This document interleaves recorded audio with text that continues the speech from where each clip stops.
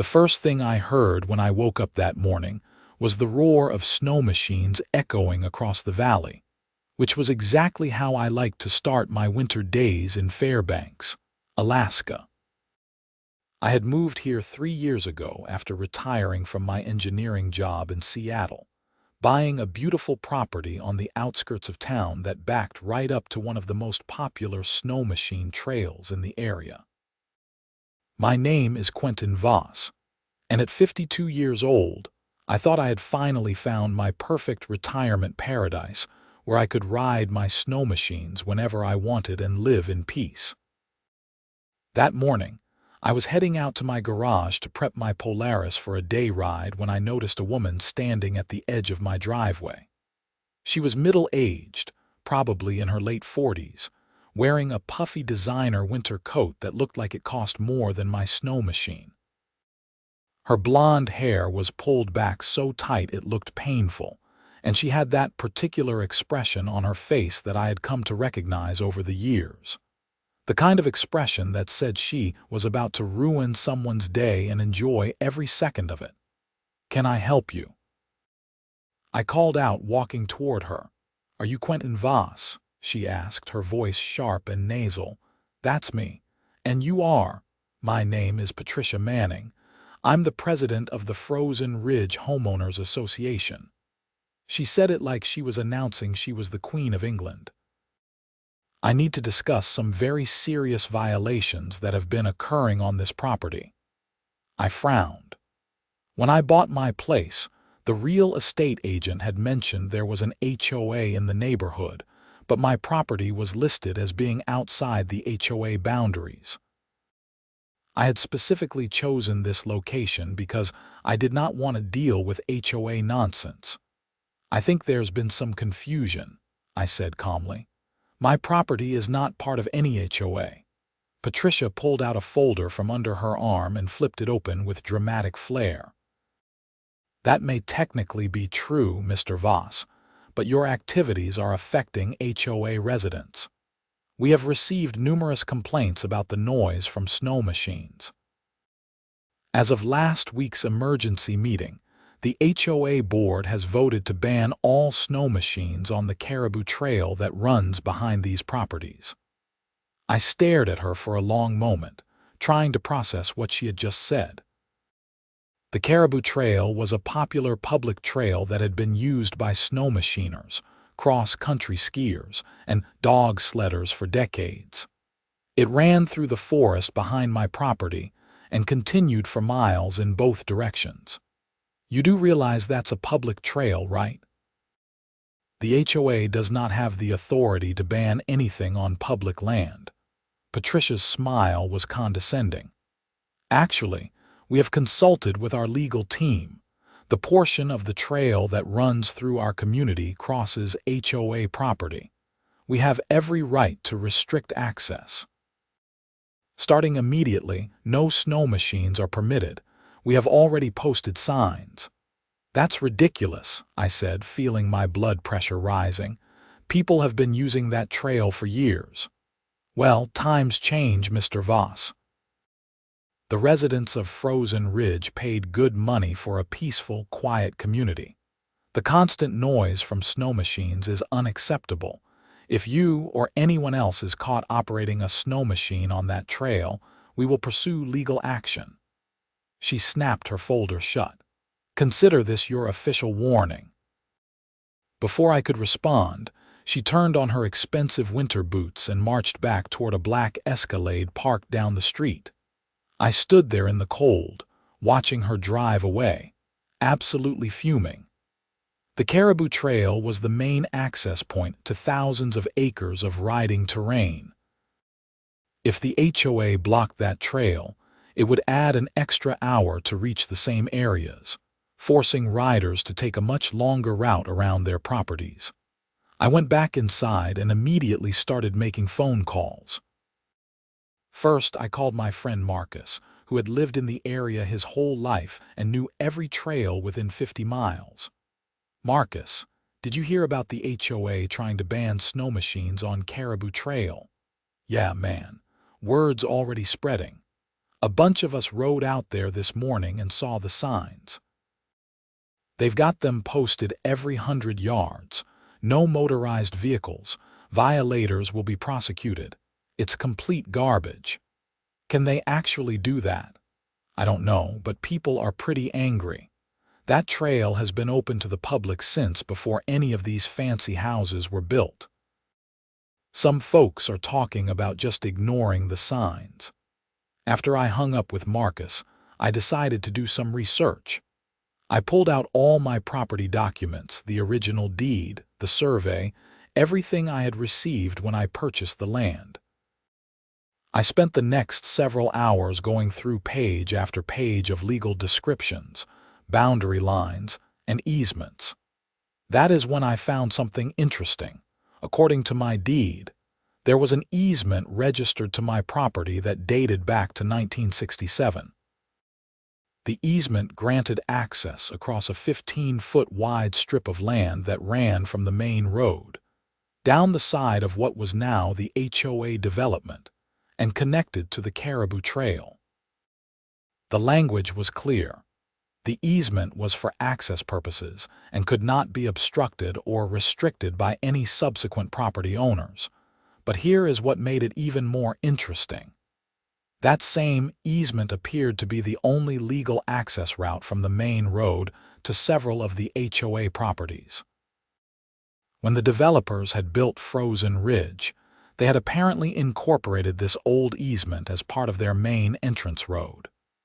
The fancy stone gateway, the paved street that all the HOA residents used to get to their homes, it was built directly on top of my easement. I sat back in my chair, a slow smile spreading across my face. If I owned the easement and the HOA was threatening to restrict access on trails, maybe it was time to remind them that property rights went both ways. The next morning, I called a property lawyer named Jennifer Chen, who had been recommended by several people in town. I explained the situation and sent her copies of all my documents. "This is very interesting," she said after reviewing everything. "Based on what you have shown me, you absolutely own this easement. The fact that subsequent developments were built over it does not negate your rights. In fact, the developers should have negotiated with you before using it. So what are my options?" "Well, technically, you could restrict access to your easement. You could put up a gate, charge a toll, or simply revoke permission for certain users. However, I would not recommend doing anything rash. These situations can get complicated quickly, especially with easements that have been in use for a long time. What if I am not trying to be difficult?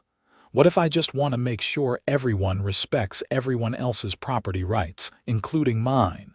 Jennifer was quiet for a moment. "You want to use this as leverage against the HOA. They are trying to ban snow machines on a trail people have used for decades. Meanwhile, they are driving across my property every single day without ever asking permission. Seems like we need to have a conversation about mutual respect. I can draft a letter asserting your easement rights. That might be enough to bring them to the negotiating table. But Quentin, be prepared for this to get messy. HOAs don't like being challenged, especially by non-members." "I'm not worried about that. Draft the letter." Jennifer worked fast. By the end of the week, she had prepared a comprehensive letter outlining my easement rights, including a survey map that clearly showed the HOA's main access road was built entirely on my property easement. The letter politely but firmly stated that while I had no intention of interfering with the HOA residents' access to their homes, I expected the same courtesy to be extended to the snow machining community regarding the Caribou Trail. The letter concluded with a request for a meeting to discuss the matter.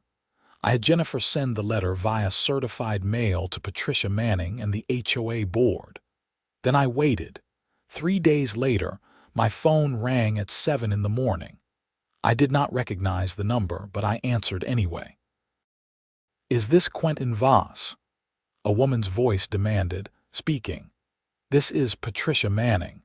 I just received the most absurd letter from your attorney. I don't know what kind of game you think you are playing, but you cannot threaten to block access to people's homes."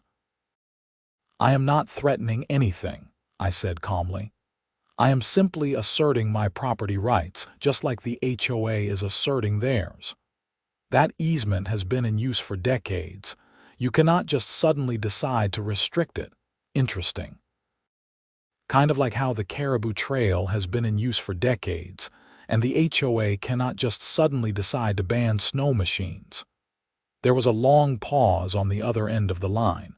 I could practically hear Patricia's teeth grinding. "This is completely different," she finally said. "How so?" "The easement is necessary for people to access their homes. The trail is just for recreational toys. To you, maybe. To a lot of people in this community, snow machining is not just recreation. It is transportation, it is culture, it is a way of life. And that trail has been public access longer than your HOA has existed. You are being completely unreasonable." "Am I?" "Because from where I am standing, I am being remarkably reasonable. I am not actually blocking anyone's access. I am just asking for a conversation about respecting everyone's rights." Patricia's voice dropped to a threatening tone. "If you try to interfere with our residents' access to their homes, we will sue you into bankruptcy. We have a very expensive legal team on retainer." "That is your choice, Patricia. But you might want to check with that expensive legal team about how easement law actually works, because I have already consulted with my attorney, and she seems pretty confident about my position." The letter requested a meeting. "I suggest we all sit down like adults and figure out a solution that works for everyone." She hung up without another word. I was not particularly surprised when, 2 hours later, I received an email from the HOA's legal team requesting a meeting for the following Monday at the HOA Community Center. They probably spent those 2 hours frantically researching easement law and realizing I was not bluffing. Monday morning was bitterly cold, typical for January in Fairbanks. I dressed in my normal casual clothes, jeans and a flannel shirt, and drove to the Frozen Ridge Community Center. The building was exactly what I expected: expensive, modern, with heated floors and a stone fireplace in the lobby. Several people were already there when I arrived, all of them looking at me like I was some kind of criminal. Patricia Manning was there, of course, along with 4 other people who introduced themselves as HOA board members. There was also a lawyer, a thin man in an expensive suit named Richard Stone, who looked like he had never experienced a genuine winter in his life. "Mr. Voss," Richard began, "we appreciate you coming in today. We have reviewed your claim regarding the easement, and while we believe your interpretation is somewhat overstated, we are willing to discuss the matter." Somewhat overstated. I pulled out my own copies of the documents and laid them on the conference table. The survey is pretty clear. The easement runs from the main road, across what is now your entrance to the trail access. My property, my easement. Your entire community uses it every single day. Richard shifted uncomfortably. The easement has been in place and in use for many years before our clients purchased their properties. There is an argument for adverse possession or implied license. Adverse possession requires 20 years in Alaska, I said, pulling that particular fact from the research I had done with Jennifer. Your development is only 12 years old, and there is no implied license because the original property owner who established the easement was my great-uncle. He left the property to me. The easement rights were explicitly transferred. There was never any agreement for others to use it. Patricia jumped in, her face flushed. "This is absurd. You cannot seriously expect us to believe you would block elderly residents, families with children, from accessing their homes over something as trivial as snow machines. "You are right," I said. "I would not do that. Because unlike your HOA, I actually care about people's property rights and access. But here is the thing, Patricia. You do not get to stomp on other people's rights while demanding everyone respect yours. That trail has been public access for longer than I have been alive. The snow machining community has maintained it, marked it, and kept it safe for everyone to use. Skiers, dog sledders, snowshoers, everyone. And your HOA decided to ban an entire group of people because you think it is too noisy. The noise is unacceptable," Patricia insisted. "Our residents paid for a peaceful community. Your residents chose to build houses next to a popular winter recreation trail. That is like buying a house next to an airport and complaining about planes." Richard held up a hand. "Let us try to find some middle ground here." "Mr. Voss, what exactly do you want?" "I want the HOA to rescind the ban on snow machines using the Caribou Trail. In exchange, I will formally grant the HOA a permanent easement for residential access across my property. Everyone gets what they need." The board members looked at each other. One of them, a woman named Susan, spoke up. "But we have already announced the ban. We cannot just back down. It will make us look weak." "You will look a lot worse when residents cannot get to their homes because the only access road is blocked," I pointed out. "Look, I do not want to be difficult. I did not start this fight. But if you are going to use property rights as a weapon, you better make sure your own property rights are in order." Patricia's face was bright red now. "This is blackmail." "No, this is negotiation. Blackmail would be if I demanded money. I am not asking for anything except for you to stop interfering with legal recreational access that has existed for decades."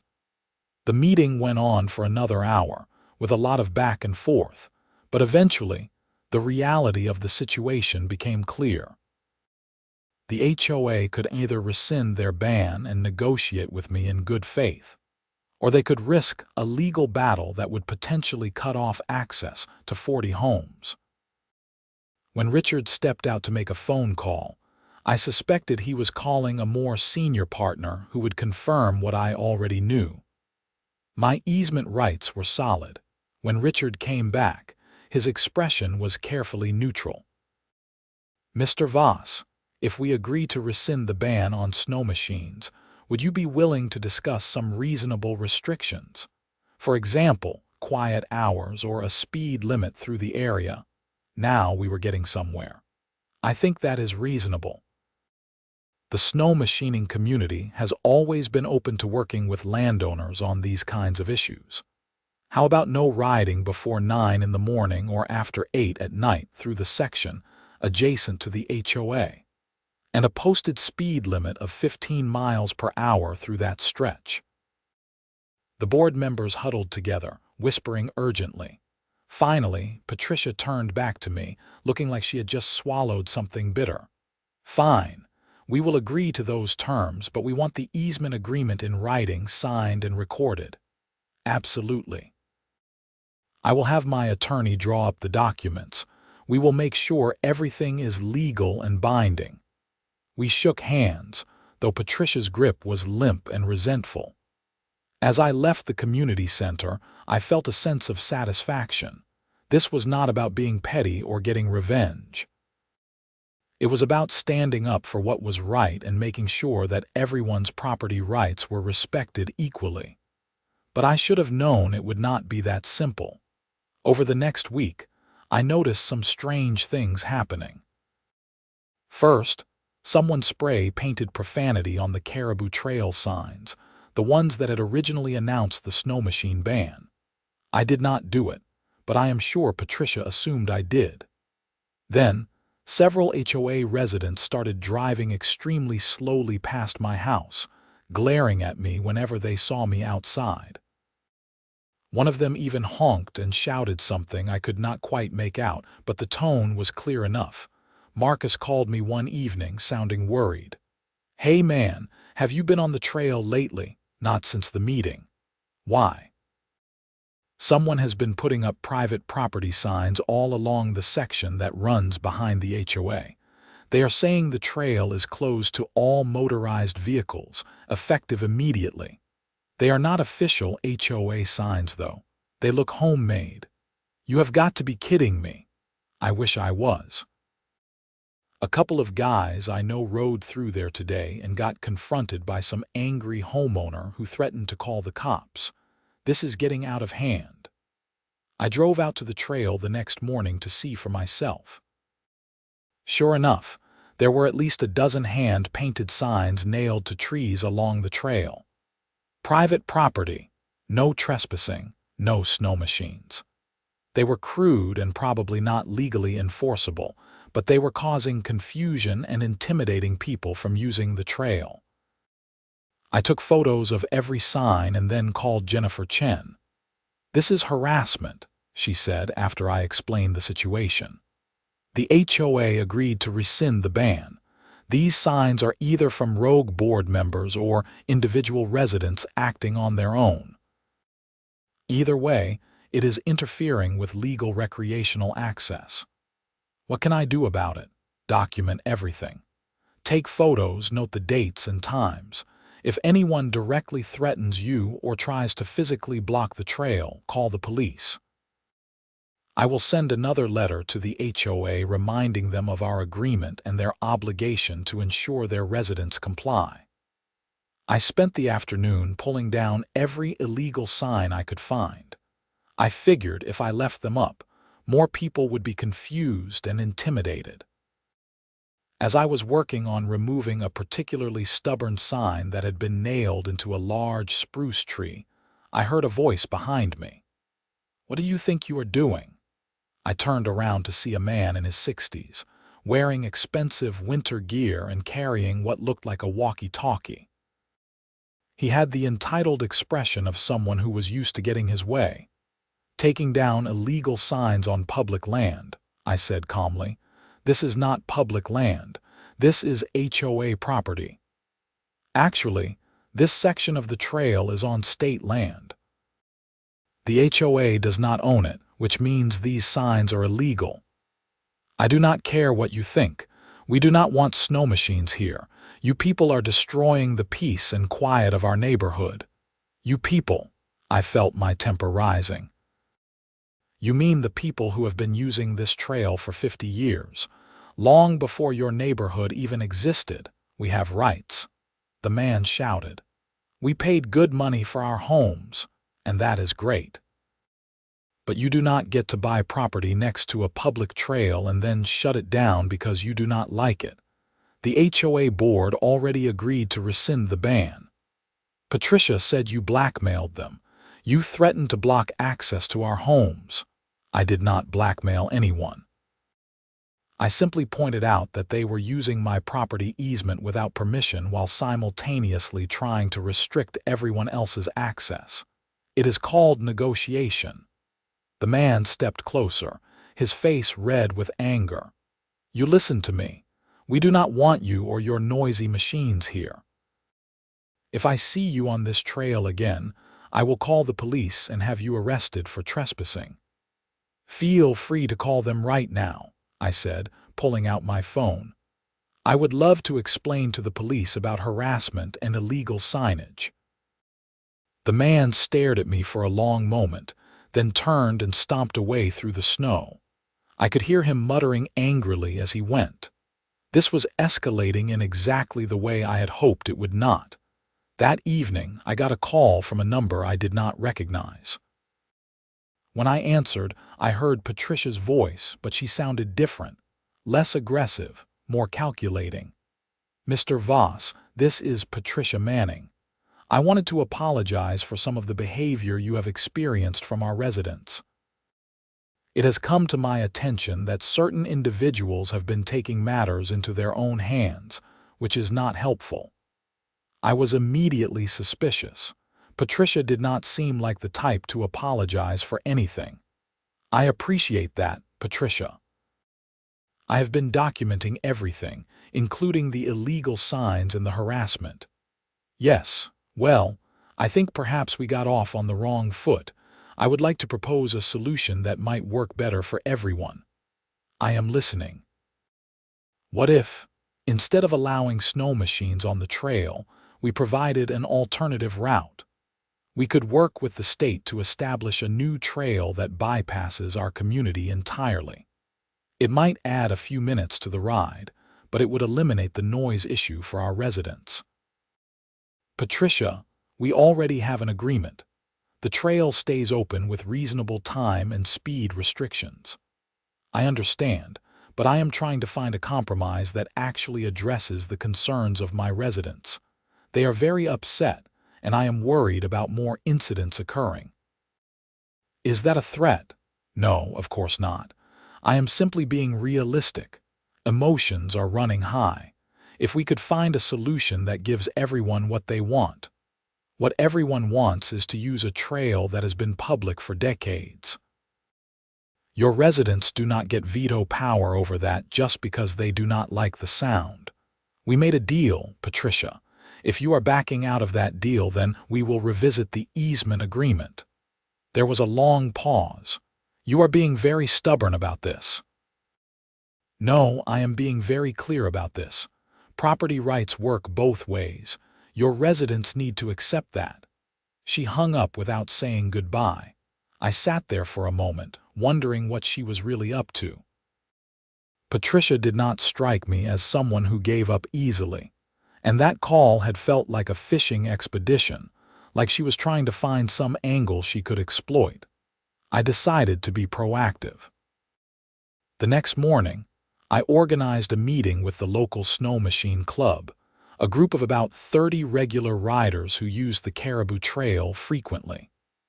We met at a coffee shop in town, and I explained everything that had been happening. So basically, this HOA tried to ban us from the trail, and when you pushed back, they agreed to back down, but now individual residents are harassing people, asked a woman named Sarah, who had been riding in the area for 20 years. That is about the size of it, I confirmed. I wanted to make sure everyone knew what was going on and to coordinate our response. If anyone gets confronted or threatened, document it and report it to me. I am keeping records of everything. What about just ignoring them? Suggested another rider named Tom. I mean, if we have a right to be there, we just keep riding. Eventually they will give up. Maybe, I said, but I am worried about escalation. Some of these residents seem pretty worked up. I do not want anyone getting hurt or property getting damaged. Marcus spoke up. What if we organize a group ride? Show them that this is a real community of people, not just a few troublemakers. If they see how many people use this trail, maybe they will realize they cannot just shut it down. It was not a bad idea. We would need to make sure everyone follows the rules. Stay within the speed limit through that section. No riding during quiet hours. We need to show we are being responsible. Everyone agreed, and we set a date for the following Saturday. We spread the word through social media, local forums, and word of mouth. By the time Saturday arrived, we had over 60 snow machines lined up at the trail head. The ride itself was peaceful. We went through in small groups, respecting the speed limit and keeping noise to a minimum as we passed through the HOA section. Several residents came out to watch, and while some looked angry, others seemed more curious than hostile. A few even waved. I thought maybe, just maybe, we were making progress. Then Monday morning, I woke up to find the police at my door. Officer David Hernandez introduced himself and asked if he could come in to talk. My heart was pounding as I led him to the living room. Mr. Voss, we received a complaint from the Frozen Ridge Homeowners Association. They are claiming you organized an illegal demonstration on their property and that you have been threatening residents. That is completely false, I said immediately. We organized a legal group ride on a public trail, and I have not threatened anyone. If anything, I have been the one receiving threats. I showed Officer Hernandez all my documentation, the easement paperwork, the agreement with the HOA, photos of the illegal signs, and screenshots of threatening messages I had received. One message from an unknown number had said, "Leave our neighborhood alone or you will regret it." Officer Hernandez reviewed everything carefully. This is quite a situation. The HOA also filed a formal complaint claiming you are attempting to extort them by threatening to block access to their properties. That is a lie. I never threatened to block anything. I simply informed them of my easement rights and suggested we negotiate in good faith. We reached an agreement which I have in writing. May I see that agreement? I showed him the draft documents that Jennifer had prepared, outlining the terms we had discussed at the meeting. Officer Hernandez read through them carefully. "Mr. Voss, I have to be honest with you. This is really a civil matter, not a criminal one. The HOA is trying to use the police to intimidate you, which is not appropriate. However, I do need to advise you to be careful. If residents feel genuinely threatened or if there are ongoing conflicts, things could escalate. I understand. But I have been documenting everything specifically because I want to do this the right way. I am not trying to cause trouble. I just want to protect the trail access that has existed for decades." Officer Hernandez nodded. "I believe you. But just to cover all bases, I need to file a report about this complaint. It will go on record that I investigated and found no evidence of criminal activity. That should protect you if they try to claim you are harassing them." After Officer Hernandez left, I immediately called Jennifer Chen. "They are trying to paint you as the aggressor," she said after I explained. "This is a classic intimidation tactic. They are hoping you will back down if they make things unpleasant enough. I am not backing down. Good, because we are in the right here. But Quentin, I think we need to formalize everything as quickly as possible. Let me finish drafting the easement agreement and the trail access terms. Once we have everything signed and recorded, they will not have any legal ground to stand on." Over the next 2 weeks, Jennifer worked on finalizing all the documents.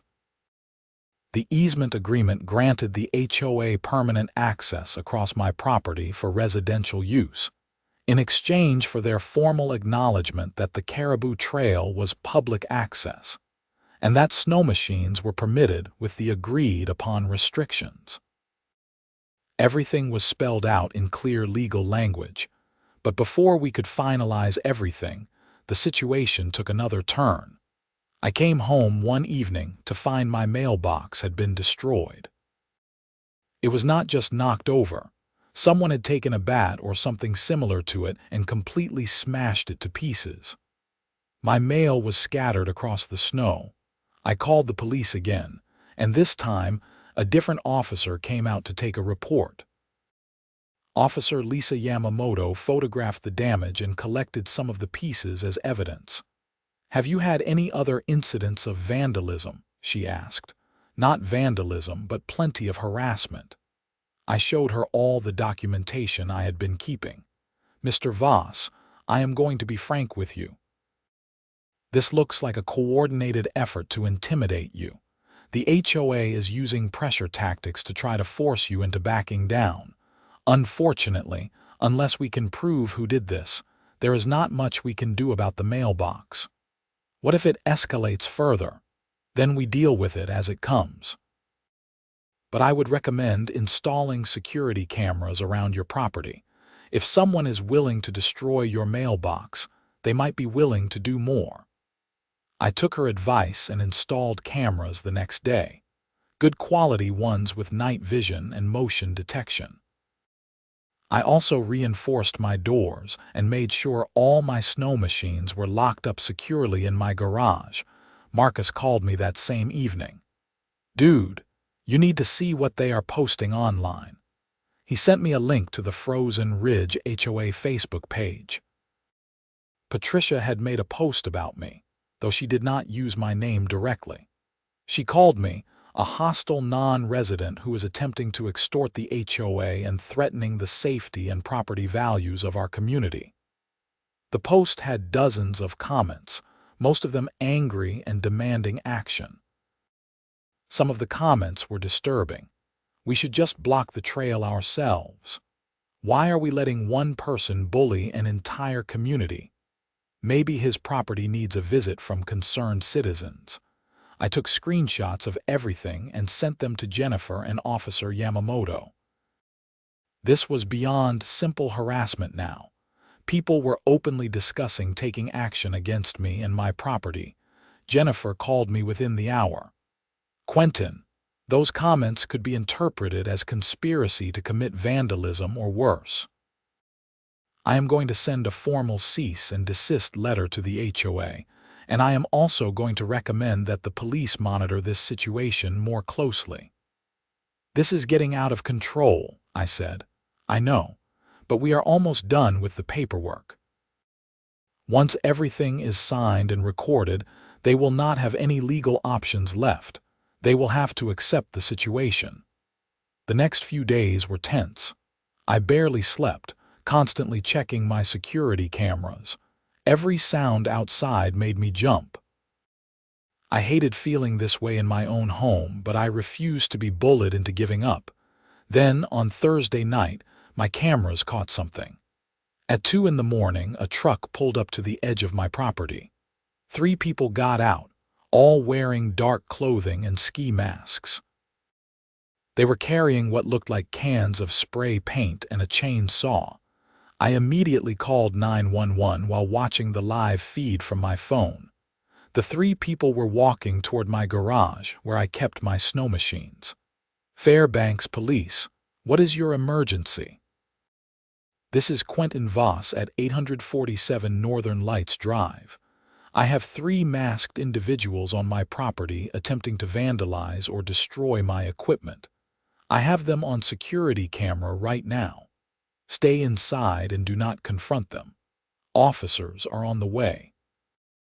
I watched the camera feed as the 3 people reached my garage. One of them tried the door, found it locked, and then they started spray painting obscenities on the walls.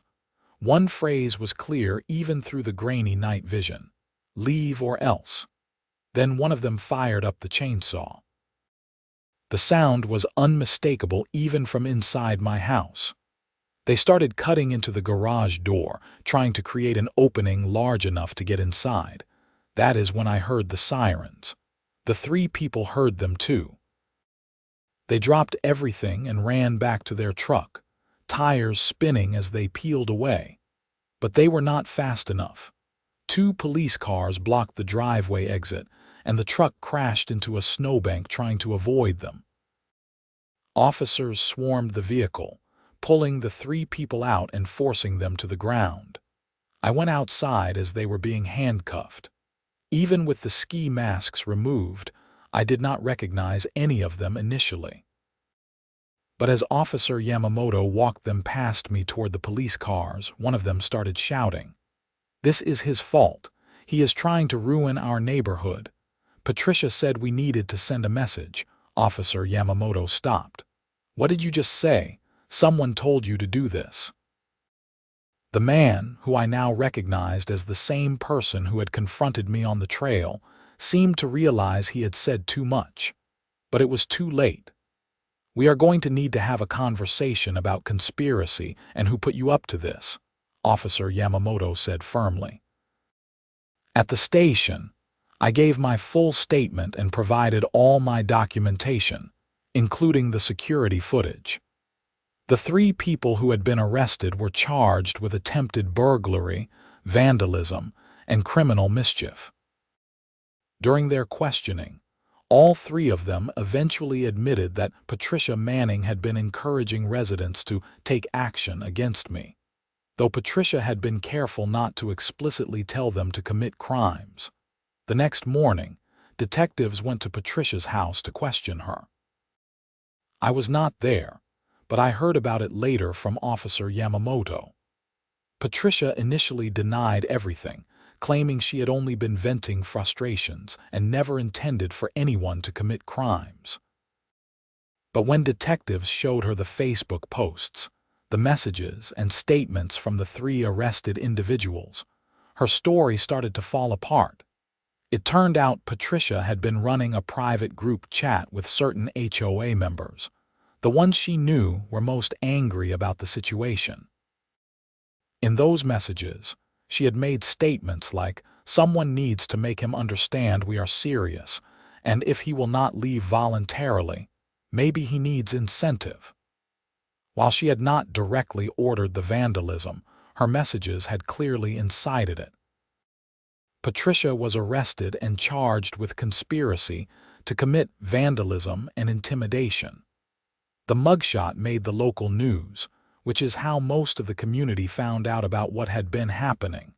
The fallout was swift. The HOA board held an emergency meeting and voted to remove Patricia as president. Several board members resigned in embarrassment. The new interim president, a reasonable man named George, reached out to me directly. "Mr. Voss, I want to apologize on behalf of the HOA. What happened was completely unacceptable. We want to move forward with the agreement you proposed and put all of this behind us." We met the following week, this time with no hostility or drama.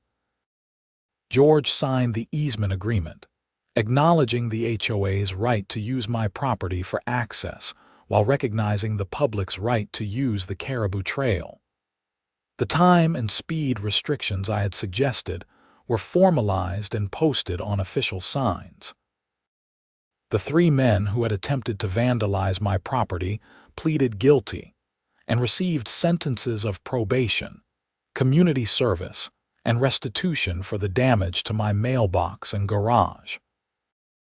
Patricia's case took longer, but eventually she pleaded guilty to conspiracy charges and received a suspended sentence with 2 years of probation, a substantial fine, and a requirement to complete anger management courses.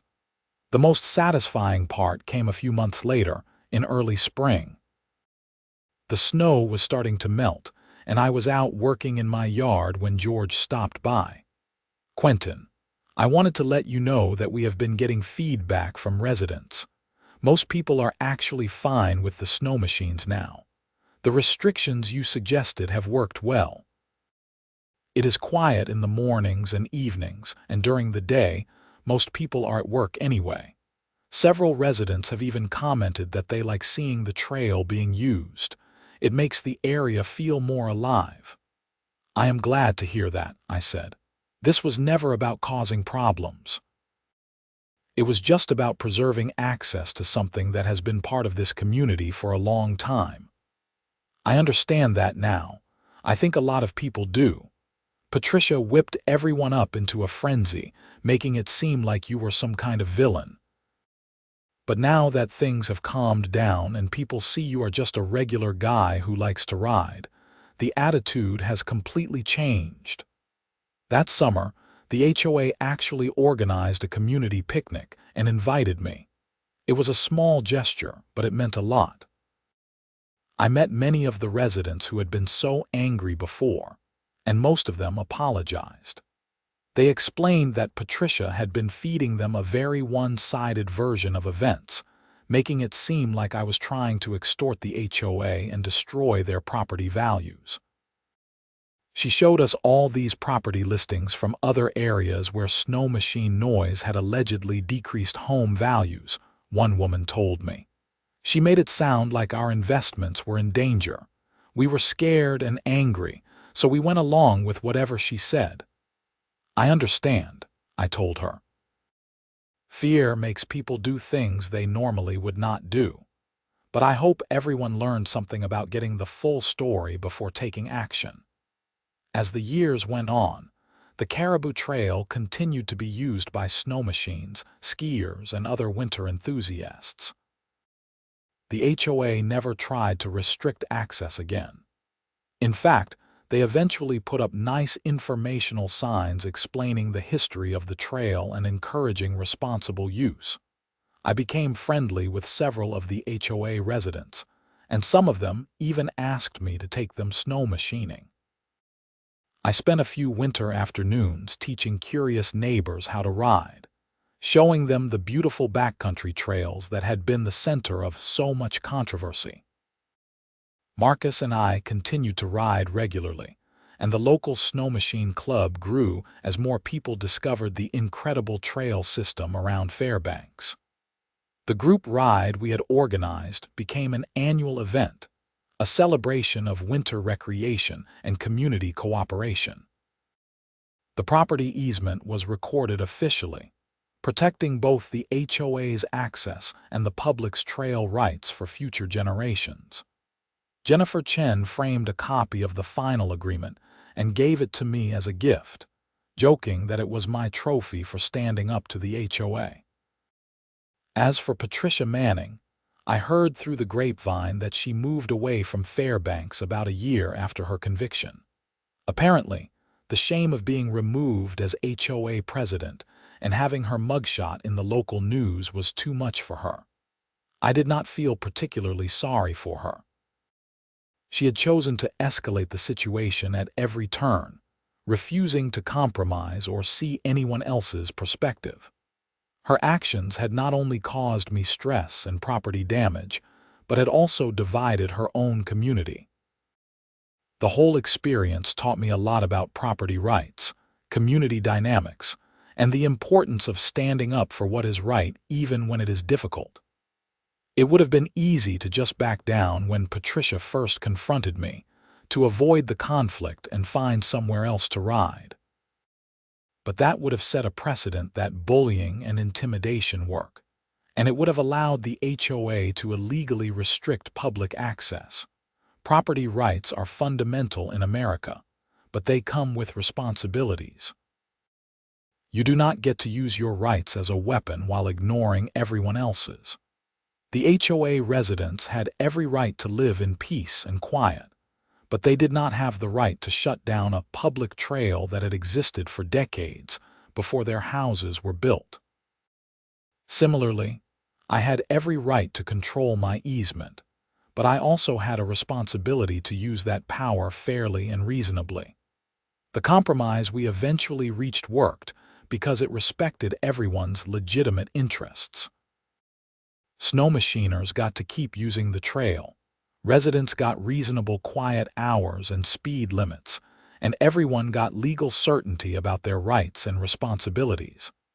I still ride the Caribou Trail several times a week during the winter. Every time I pass through the section behind the HOA development, I see the signs we agreed on. Snow machine speed limit 15 mph. Quiet hours 8 p.m. to 9 a.m. Thank you for being respectful. It is a small reminder of what we accomplished through standing firm on principles while remaining open to reasonable compromise. My garage door still has some faint scars from that night when 3 masked men tried to break in, even after repairs.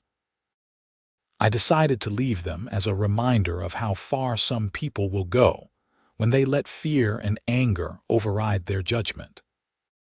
But I also keep a photo from that community picnic, showing me laughing with George and several other HOA residents, as a reminder that most conflicts can be resolved when people are willing to talk and listen. The security cameras are still up, and probably always will be. I learned that protecting your rights sometimes means being prepared for people who do not want to respect them. But I also learned that most people, when given accurate information and treated with respect, will do the right thing.